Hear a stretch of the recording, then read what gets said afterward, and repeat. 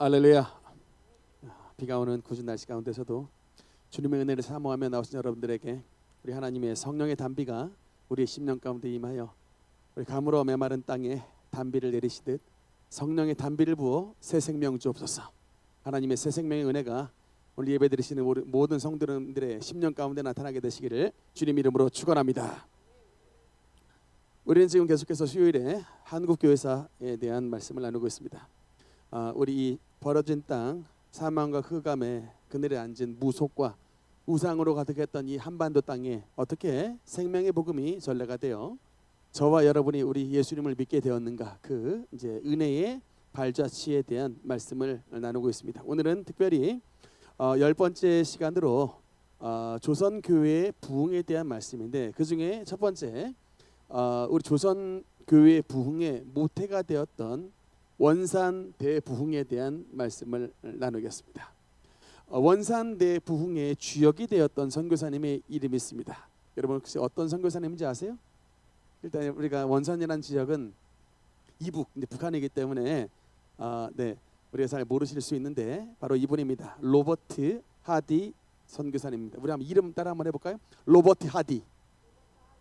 로버트 하디.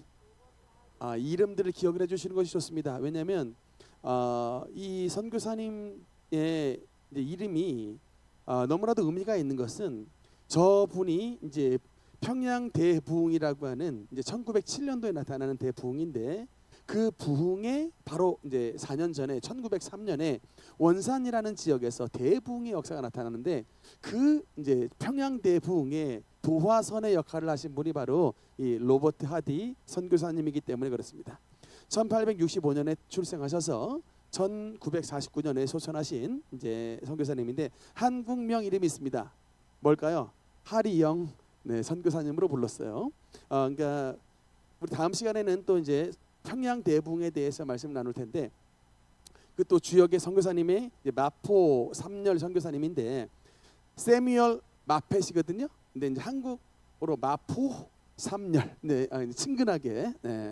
우리 참고로 마포 삼열 선교사님은 우리 총신대학교 초대 평양 신학교의 제1대 초대 원장님이신 분이거든요. 그러니까 참 이런 분들이 조선 땅에 오셔서 그 귀한 삶을 사셨고, 이 땅에서 30년 40년 동안 그 귀한 삶을 들이심으로 이 땅에 아름다운 의의 나무들을 심음으로 우리가 그 열매를 지금 먹고 있는 것입니다. 이제 근데 중요한 건 누가 이 나무를 심으셨는가, 이거를 우리 일반 성도님들이 너무나 모른다는 것이죠. 그렇기 때문에 우리가 감사가 없는 것이죠. 그러니까 그게 왜 심어졌고 우리가 그 열매를 어떻게 먹는지를 우리가 알게 되면, 이 나무를 심으시니라고, 이런 의의 나무를 심으신 선교사님들이 얼마나 고생을 하셨을까, 이것을 알게 되면 우리가 감사를 알게 되고, 그러면 당연한 것 아니라 은혜였소라고 찬송을 부르면서 하나님께 감사할 수 있는 삶을 살아가게 되는 것입니다. 오늘은 특별히 이제 원산 대부흥의 주역이 되셨던 로버트 하디 선교사님의 일대기에 대해서 좀 보겠는데요. 일단 이분이 어디 출신의 선교사님이시냐면 미국이 아니라 캐나다입니다. 캐나다의 온타리오라고 하는 주의 세네카 지역에서 오신 분이신데, 감리교 집안에서 출생을 하신 분입니다. 근데 이 로버트 하디 선교사님이 10살에 부모님이 다 돌아가세요. 여러분 10살에 부모님이 돌아가시면 고아가 거의 고아 신세겠죠? 근데 하나님의 은혜 아래 있는 사람들은요, 10살에 부모님이 다 돌아가셨는데도 이 조선을 대부흥의 불을 붙이는 위대한 사람이 되더라고요. 참, 그러니까 이게 꼭 환경 탓만 할 게 아니라니까요. 그러니까 위대한 사람들은 환경에 악조건이 있는데 그 악조건을 뚫고 나가더라고. 여러분 너무 자식들에게 그러니까 좋은 거 다 주지 마세요. 너무 여러분 요새 제가 보면은 부모님들이 자식들한테 그냥 뭐 고난도 괴로움도 그냥 겪어볼 기회를 주질 않아. 다 해줘. 그냥 하나부터 100까지 다 해줘요. 그러니까 이게 여러분 누에 고치가요, 이게 나비가 될 때는 이 고치를 빠져나오려고 오만 가지만 애를 쓰면서 이렇게 나오는데, 하루는 이게 어떤 이게 목사님이 어릴 때 딱 이렇게 그냥 고치를 잘라줬더니 이게 나왔던 애벌레가 날지 못하더래요.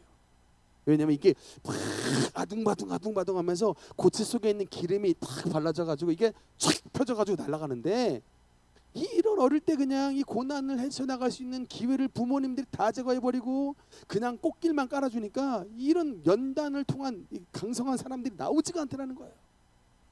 때로는 넘어지고 때로는 자빠지고 엎어져도 그냥 기도하시면서 자녀들이 묵묵히 그 길을, 왜냐하면 이게 다듬어져야 되거든. 우리가 주님의 형상으로 다듬어져야 되는데 부모님이 다 해줘버리니까. 근데 이 로버트 하디 선교사님은 10살 때에 부모님이 다 돌아가셨지만 참 훌륭하게 컸고요. 2년간 교사로 재직을 했다가 어떤 이제 꿈을 품고서 의수를, 그러니까 의대로 탁 이제 진학을 해가지고요. 저 캐나다의 토론토 대학이 있습니다. 아주 정말 캐나다의 명문 학교인데 토론토 대학 의과대학에 공부를 했고, 그래서 이제 그 대학교 2년째에 누구를 만나냐면 여러분 바로 이 제임스 게일 선교사님입니다. 여러분 제가 지난번 설교 때 말씀드렸죠. 제임스 게일, 코리안 스케치라고 하는 책 쓰신 분, 조선에서의 마지막 10년 우리 이렇게 번역이 됐는데, 저분이 만든 교회가 어디라 그랬어요? 종로가의 연동교회. 초대 담임 목사님, 연동교회 담임 목사님이셨던 저 게일 선교사님인데, 저 게일 선교사님도 캐나다 출신이세요. 그래서 같은 캐나다 출신의 이 이제 후배였던 이 로버트 하디 토론토 대학 의과대학 학생에게 도전을 준 거예요. 이제 조선 선교에 대한 도전을 주면서, 왜 조선 사람들이 하나님을 믿지 않을까 했을 때에 이제 뭐라고 얘기를 하냐면, 다른 것이 문제가 아니라 바로 자네가, 하디, 바로 자네가 지금 이 자리에 앉아 있기 때문이네. 딱 도전을 준 거야. 그래서 나의 말을 나의 말로 여기지 말고 하나님께서 자네에게 주신 말로 받아들이게나. 딱 그게 도전이 너무 돼가지고 저 토론토 대학 의과대학 이 장래에 촉망한 학생이 조선 선교로 결심을 하게 됩니다. 그래서 이제 한국 땅에 오시게 된 거예요. 1890년 이제 이 조선 땅에 오시게 됐는데, 그때 이제 함께 오신 분이 바로 이 사모님 마가렛 케일 이제 사모님, 자녀를 많이 낳으셨어요. 이렇게 가족들 함께 오시게 됐고요.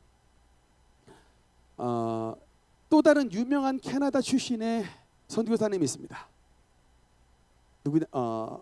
캐나다 출신의 선교사님 바로 여러분 그 세브란스 병원에 가면 알렌 에비슨 세브란스의 정신을 이어가겠습니다라는 여러분 그 광고 문구를 보게 될 건데, 제일 처음에 알렌 선교사님이 재중원을 세울 때는 쬐끄만한 이제 좀 한옥 같은 집이었다면, 바로 저 캐나다 출신의 에비슨 선교사님이 저분이 여러분 캐나다 토론토 대학 의과대학 교수님이었어요. 의과대학 교수님이 이 조선 땅에 오셔서 세브란스 병원을 아주 근대, 아주 선진 그런 의학 시스템을 도입하셔가지고 엄청나게 비약적으로 발전을 하게 된 계기가 되는데, 바로 저 에비슨 선교사님이 캐나다 출신이십니다. 이 말씀을 좀 보고 나니까 또 캐나다가 좋아지는 거 됐죠.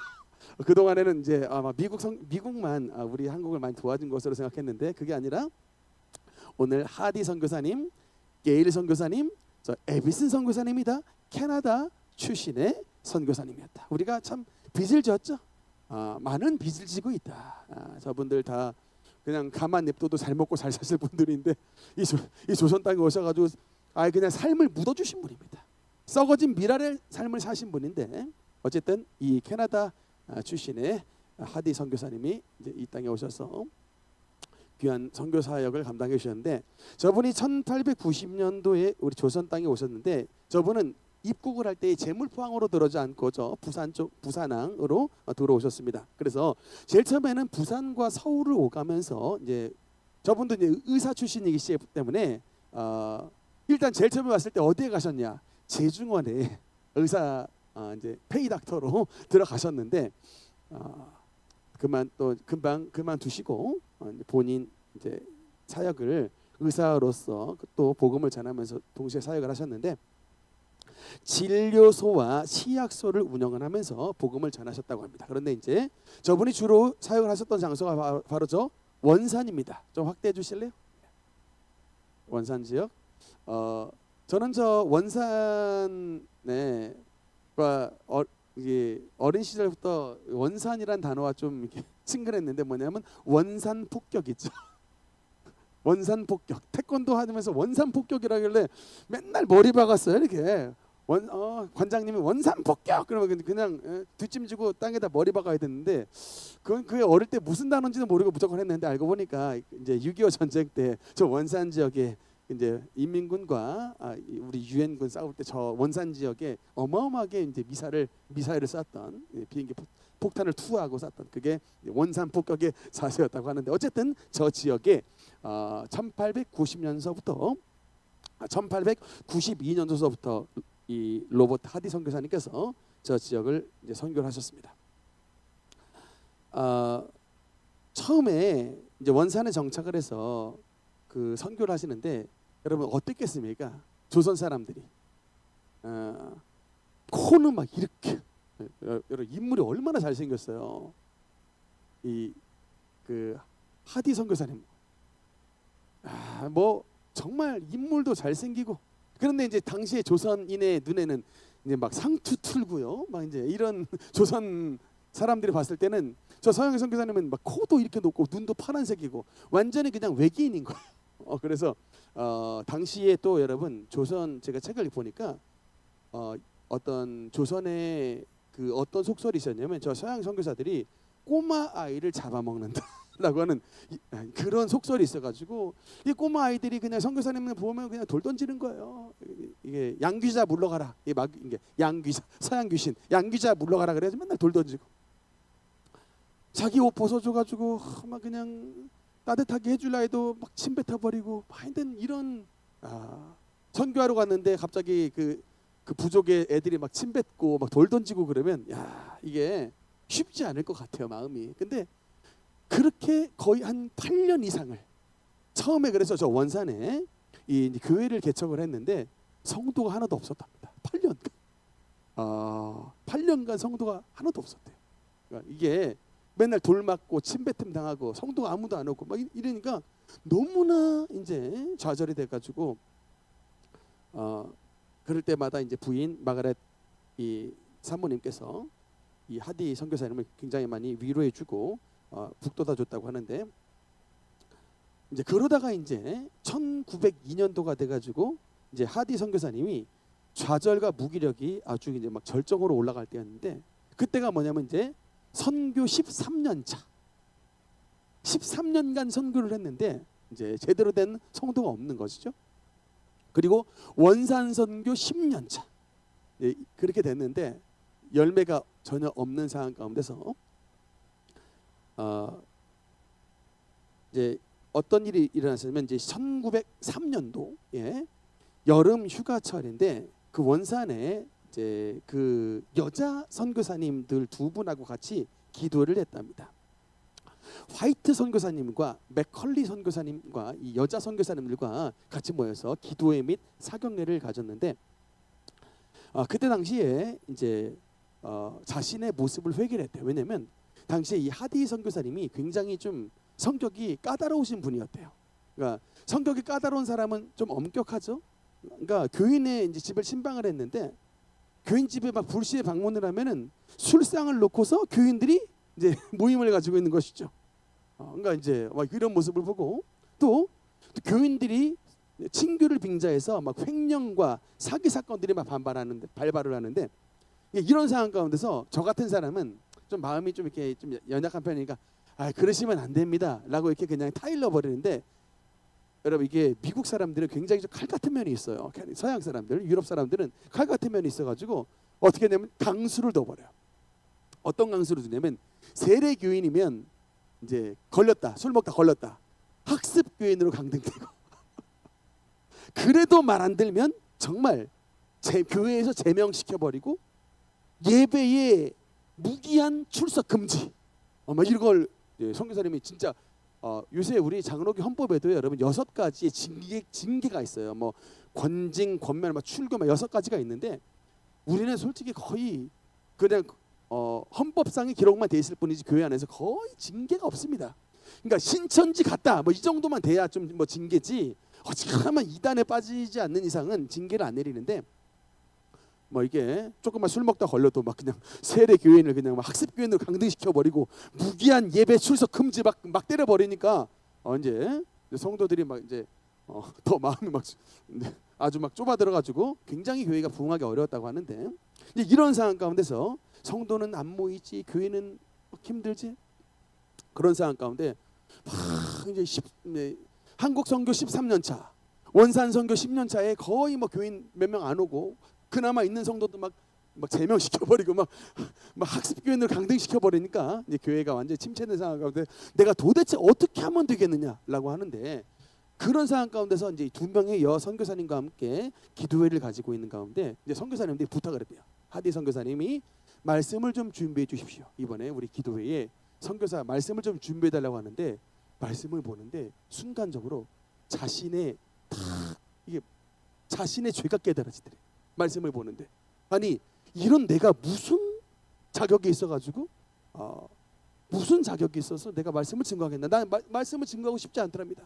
그러면서 이제 막 기도를 하는데 하나님 앞에서 이제 야복강 기도를 드리는 거예요. 하나님, 저는 정말 조선 사람들이 사랑스럽지 않습니다. 저는 진짜 조선 사람들이 믿습니다. 저는 조선 사람들이 저주가 나옵니다. 이것들 내가 정말 복음을 전하는데 저한테 침을 뱉습니다. 내가 따뜻한 옷을 펼치는데 이것들 돌을 던집니다. 주님, 내가 어떻게 이런 인간들을, 어떻게 조선 사람들 사랑하겠습니까? 막 불평이 나오면서 야복강의 야곱처럼 막 주님의 삿발을 붙잡고 씨름을 하는데, 순간적으로 하나님께서 마음속에, 그러나 아들아, 내가 조선 사람을 사랑한다. 이것이면 되지 않겠냐? 내가 조선 사람을 사랑하는데 이것이면 족하지 않겠냐? 딱 마음속에 말씀을 주시는데, 순간적으로 막 회개가 터져 나오면서 막 엉엉 울어버렸대요. 그러면서 이제 이 모였던 이 두 명의 여자 선교사님에게 자신의 이 죄를 고백했답니다. 내가 모태신앙인으로서 내가 신앙이 굉장히 좋은 줄 알았는데 알고 보니 정말 믿음이 없는 사람이었고, 내가 선교사로서 하나님의 성령을 의지해서, 성령님을 의지해서 복음을 전해야 되는데, 내가 의과대학 졸업했다고 내 두뇌 의지해서, 내 지식 의지해서 선교했던, 전혀 하나님을 의지하지 않고 내 머리 믿고 온 결과가 이건데, 내 잘못을 깨닫지 못하고 하나님 원망하고 조선 사람들 저주하고 지낸 내가 바로 죄인이다 라고 이 선교사님 앞에서 컨페션했다. 예. 그러면서 이제 여자 선교사님 앞에서 자신의 죄를 고백했더니 그 선교사님들 동시에 막 울면서 자신의 죄를 고백하더라는 거예요. 여러분, 그러면서 그 다음 주일날에 이 하디 선교사님이 어떤 결행을 했냐면, 몇 명 안 되는 성도들 앞에 나와서 무릎을 꿇고요, 공개 사죄를 한 거예요. 아니, 담임 목사님이 갑자기 난데없이 상투튼 이 성도 앞에서 그냥 검정치마 흰 저고리 입은 이 여자 성도들 앞에서 사실 막 성도님들 정말 지저분했대요. 이 조선인들이 여러분 씻지를 않는 민족이다. 씻는 게 뭔지 모르는 민족이다. 냄새가 그냥 위생이라는 것은 아예 그냥 상관이 없는 민족. 그러니까 의사 선생님이 깔끔한 사람인데 이제 그러니까 항상 그러니까 뭐냐면 백인으로서의 우월감, 못 배운 인간, 이런 그냥 하대, 그러니까 이런 모든 것들이 다 이제 죄로 깨달아지면서 백인의 우월감, 공부했던 자의 어떤 막 그냥 교만, 이런 것들을 여러분 하디 선교사님이 무릎 꿇고요, 이 조선 백성들 앞에서 공개 사죄를 했어요. 이런 갑자기 이제 성도님들 눈이 막 이제 깜빡깜빡 떠, 이게 도대체 무슨 일이냐? 근데 그 선교사님의 공개 사죄에 조선인의 강팍했던 마음이 무너져 버렸어요. 그래서 함께 회개하고 함께 은혜 받고 함께 주님 앞에 나가는, 여러분, 그래서 원산에 여러분 어떤 일이 역사가 나타났냐? 여러분, 원산에 드디어 대부흥의 역사, 여러분 저기 원산 대부흥의 사진이 남겨져 있습니다. 태극기도 있죠? 1903년 이 정말 불모지와 같았던 원산 땅에 하나님의 복음의 이 원자폭탄이 팍 터지기 시작하면서 어마어마한 부흥의 역사가 터져나가기 시작한 거예요. 그런데 이 원산 대부흥의 역사는 단순한 여러분의 역사가 아니라 정말 초대교회의 사도행전 2장의 베드로가 너희가 말씀이 있습니다. 여러분 이 말씀 한번 읽어볼까요? 베드로전서 사도행전 2장 38절 말씀 한번 읽겠습니다. 시작. 베드로가 이르되 너희가 회개하여 각각 예수 그리스도의 이름으로 세례를 받고 죄 사함을 받으라. 그리하면 성령의 선물을 받으리니. 아멘. 여러분 이 원산 대부흥의 역사가 초대교회 사도행전 2장에 나오는 마가의 다락방에 이은 오순절 성령 대강림 대부흥의 사건하고 질이 똑같아요. 정말 이제 하나님께서 우리 조선에 있는 부흥의 역사를 출발해 주실 때에 다른 그 어떤 것보다 부흥은 회개 운동으로부터 시작했던 하나님의 정결함과 성화의 역사로 교회를 세워 주신 것입니다. 그래서 여러분 조선 땅에 정말 이렇게 아름다운 역사가 나타났던 거예요. 여러분 지금도요.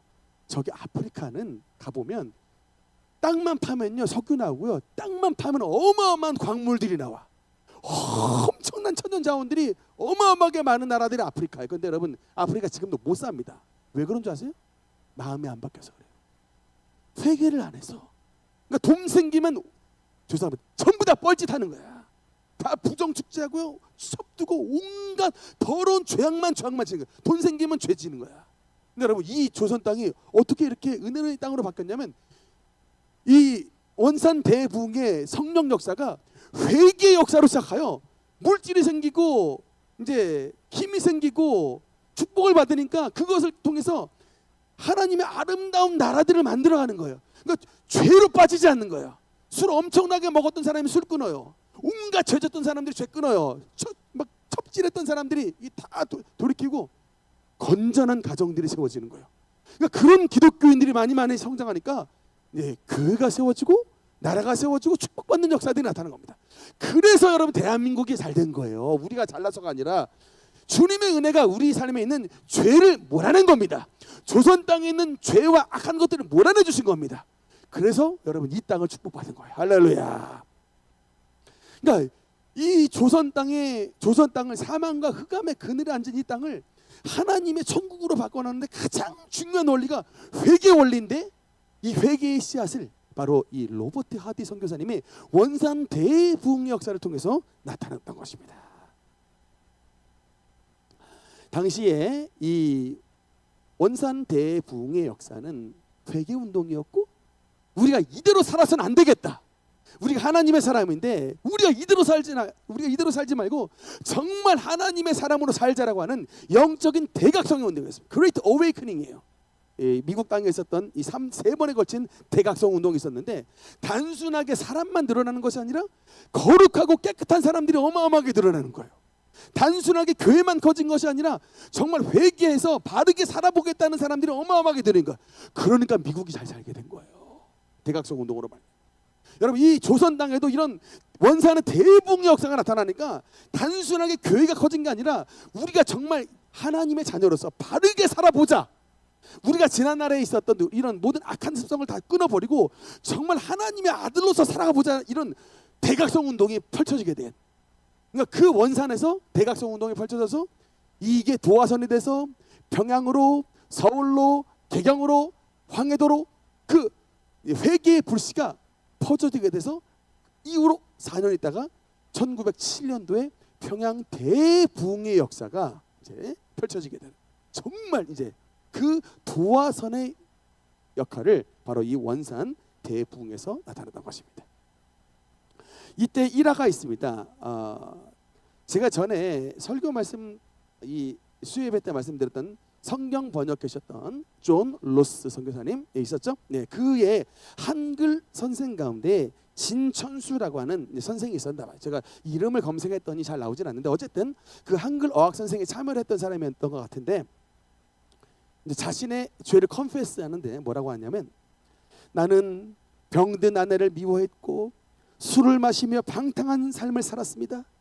아내가 병들어 죽은 후에는 이를 수습하느라 친구와 함께 명절을 보낼 수 없어서 내 죽은 아내를 저주했습니다. 라고 이제 근데 이런 죄를 회개하는 거예요. 당대에 이 조선의 남자들이 이런 삶을 살았다니까요. 아내가 죽어나가도 눈 하나 깜짝하지 않았다.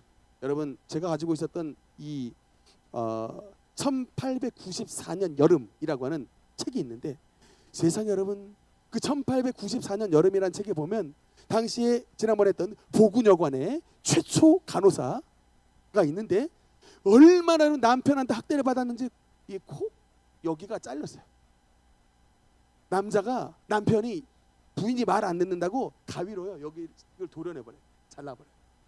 콧구멍이 한쪽이 없어. 이게 아니 들창코도 아닌데 여기가 코가 없다니까요.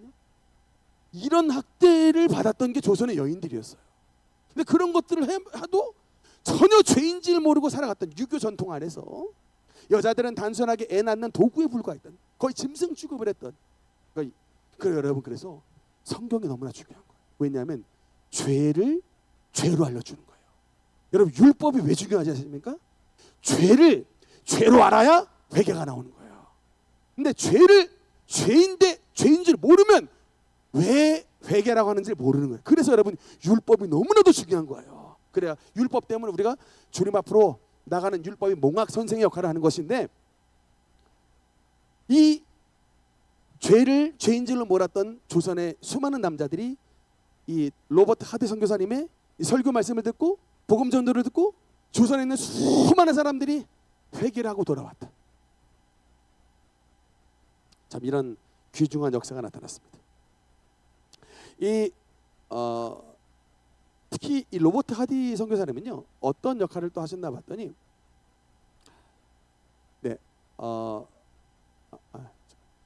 강원도의 선교에 굉장히 그 중요한 역할을 하셨는데 이분이 지경터 교회라고 하는 강원도 최초의 교회입니다. 그래서 저 지경터가 어딘가 봤더니 강원도 철원 지역이더라고요. 강원도 철원 지역에 강원도 최초의 교회를 세우셨는데 안타깝게도 6.25 전쟁 때 저 교회가 소실이 되었다고 해요. 없어졌다고 합니다. 그래서 이제 그 자락에 여러 뭐 장로 교회들도 세워졌는데 그래서 현존하는 그 최초의 교회는 저 양양의 양양교회 지금도 있습니다. 로버트 하디 선교사님께서 세우신 교회고요. 저 강릉에 가면 강릉 중앙교회가 있는데 그 역시 로버트 하디 선교사님이 세우신 교회입니다. 특별히 이제 그 원산 지역에서도 활동하셨지만 그 강원도 지역에서 여러분 지금이야 뭐 서울 양양간 고속도로 뚫리고 뭐 미시령 터널도 뚫리고 해서 가시기 편하지만 여러분 옛날만 해도요 정말 그 강원도 산골 넘어가려면 정말 보통 일이 아닌데 그거 다 일일이 넘어가면서 그 지역에 있는 그 이제 시골 사람들에게 복음을 증거하시고 교회를 세우신 분이 바로 로버트 하디 선교사님이십니다. 네, 그리고 저기 종로구에 가면요, 종로에 가면은 종교교회라고 하는 교회 있습니다. 제가 보니까 이게 배화여고 근처인데 이게 종교교회의 제 2대 담임 목사님, 하디 선교사님께서 이 종교교회 2대 담임 목사님도 하셨고 이분이 특히 1909년도서부터 감리교 협성신학교에서 교수님을 하셨다가 1923년까지 감리교 협성신학교의 교장 선생님으로 계시면서 오늘날에 이제 감리교 신학교의 전신입니다. 그 교회, 그 학교의 이제 학장, 교장 선생님으로 계시면서 그 학교를 이끄셨고 특히 1916년에는 감리교 최초의 그 신학 전문지인 신학세계라고 하는 그 이제 감리교 이 연구 서적이죠. 그것을 창간해서 한국 신학 연구의 기틀을 마련하셨다고 합니다. 네, 저 양화진에 가면요, 이 로버트 하디 선교사님의 묘가 있는 건 아니고요. 양화진엔 누구의 묘가 있냐면 하디 선교사님의 2명의 자녀의 묘가 있습니다. 태어난 지 하루 만에 죽은 그 선교사님의 셋째 딸 그러니까 마리라고 하는 딸 하루 만에 죽었대요. 셋째 딸 묘가 있고, 그 다음에 6살에 죽은 넷째 딸 마가렛이라고 하는 넷째 딸이 저 이 양화진에 안치가 되어 있는데, 그 안치되어 있는 그 자리에 2023년도에 이 감리교에서 이 하디 선교사님의 이제 공로비를 만들었습니다. 저렇게 만들어져 있어서 저도 저 양화진에서 그 공로비를 본 적이 있습니다. 그리고 저 미국에 1949년에 이제 우리나라에서 1935년까지 사역하셨다가 미국으로 건너가셔서 1949년도에 미국 땅에서 돌아가셨다고 합니다.